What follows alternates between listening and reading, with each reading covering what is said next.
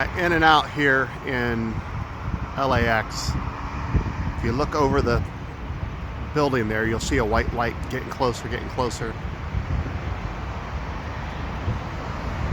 It's a 737 going to go right over the top of us here in a minute.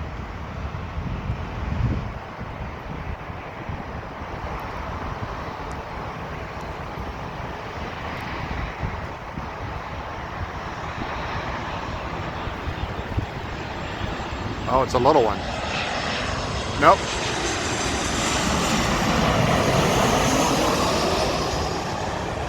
That was a 737 because that's all Southwest flies. Anyway, it's a very happening place. And if you see those little dots there,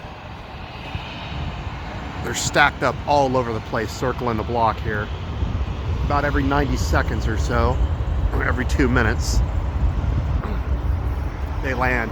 I can see two lining up right now, but we'll stop. That's good enough.